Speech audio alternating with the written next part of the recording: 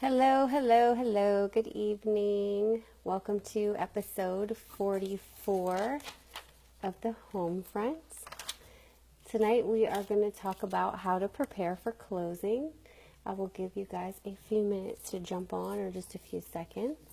Make sure you let me know that you're on so I can say hi. Every day I come to you with a little bit of real estate information. Hopefully it brings value. Be sure to hit the like button, hit the love button. Give me some feedback. Engage with me. That's what I do this for. Hey, Valentine. What's going on, Nikki? Thanks for jumping on. How are you doing this evening? So tonight we're going to talk about the tips for a painless closing. I found this great little article that gives you some really good suggestions and basically what to expect and how to prepare for closing. Closing, I always say to my clients, you're never closed until you're closed. And there can be a crap ton of things that come up, issues that come up while you're under contract. And you definitely want to make sure that you're prepared. You know what could happen. Be flexible. Hey, Mark, what's going on? Thanks for joining. Hey, Michael and Missy, thanks for jumping on. Just got off the roof. I saw that post about the roof on the rental. Thanks for joining tonight. And please let me know if you have any tips, because I'd love to hear anything that you have to offer that I may have missed. First, how it's going to work is your agent is going to set your closing appointment. Usually I ask my clients if there's a time of the day that works best for them. Thank you, Tracy, for jumping on. Tonight we're talking about how to prepare for closing and tips to help you get through a painless closing. And also then the day of, or actually I try to do a couple days before, you'll do a walkthrough, and maybe you'll do one or two walkthroughs, because if there's something that was missed, you give the seller an opportunity to fix it so you don't have to delay your closing. So maybe doing a couple walkthroughs just to make sure everything works, everything that you were expecting to be there is there, and nothing has dramatically changed. And if you do find something, that's the time when you go back and ask the seller to fix it. So that's kind of like step one. The day of closing, what you're going to do is make sure that you have the proper identification. You're going to bring copies of the homeowner's policy that you have gotten in place to make sure that you have it, and that will make sure the title company has it too. Hey, Ryan, what's going on? Thanks for joining. You also want to you have a closing disclosure that you receive 3 days before you go to closing. I would say bring that with you if you can, to make sure you compare it to what you are signing when you get to when you go to actually have your closing appointment, whether it's at a remote location or at the title company. So that will help you in comparing your numbers, because like I told you last week, we talked about things that can change in your fees. So you want to have like your baseline HUD, or it's now called a closing disclosure, and then what you actually sign, because it's not supposed to change, but you want to make sure, humans make mistakes and it can be off by a little bit. So just bring it with you, or your agent will have a copy with them. They may have a copy with them. You also want to bring your check or wiring information for your down payment or closing costs if you're buying. Or if you're a seller, just bring your wiring information if you're expecting money back. That will help expedite the process for you. I would just rather do a wire transfer, especially if it's a big lump sum of money, but that's just my own personal preference. I like this one. Expect the unexpected. You are going to sometimes things do happen. You have to expect that and be flexible. Understand that, it's a human process. You have human error coming in that process. And, there may be documents that have typos. Those types of things can happen. It's personal to you because it's your big purchase or your big sale. But there are a lot of documents that they're preparing for you. So, and I literally say that. I say about 5,000 documents you're going to sign. So rest your wrist if you're buying, because it's going to be a lot of signing. The seller doesn't have quite as many documents. They're typically take maybe 15, 20 minutes to sign and they're done. But the buyer's pretty much signing their life away. So they have a lot of documents, a lot of explanations. Be prepared to ask questions. Don't hesitate to ask questions. You want to know what you're signing. Hey, what's going on, Frankie? Thanks for jumping on. Like I said, there's a lot of documentation that you're signing, and you're pretty much, what's the word I'm looking for? You're now going to be held responsible for understanding all those documents. So stop the title or the attorney or whoever's doing it, the title person, and say, hey, what is this? Can you explain it to me? I don't understand it. That's their job. That's why they're there, to help you explain all those documents. They're going to summarize them for you. But yes, exactly. Hold them accountable. But ask those questions. Make sure you understand exactly. Make sure you understand when your first payment is due, how much it is, where to send it. They have that information for you.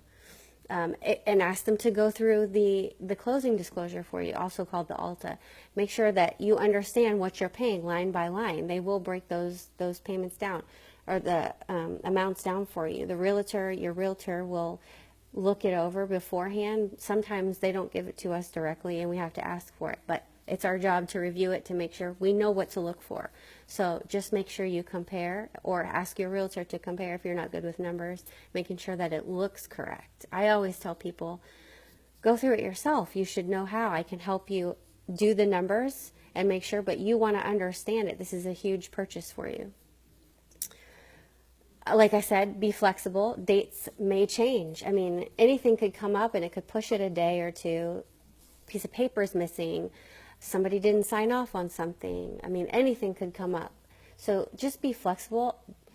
Try not to be angry. You will go to closing. It's just, it happens. I mean, basically they say, expect the unexpected. Things are going to happen. It doesn't always happen where it gets delayed, but my personal closing, when I had my house built, they told me a couple of days before that we weren't going to close. They had some permitting issues because I had my house built. So they put me in a hotel for a month. I didn't have any complaints. The hotel I went into had happy hour Tuesday through Thursday, and they paid for it completely. So, hey, I just went with the flow. I had 2 dogs. My dog decided to eat the couch in the hotel room. I didn't have to pay for that. I put the pet deposit down. We were good to go. I mean, it was fun times for a month. It was interesting when I came back one day and he ate part of the couch. But that's what happens. You just got to be flexible, understand that you're going to get to where you need to be.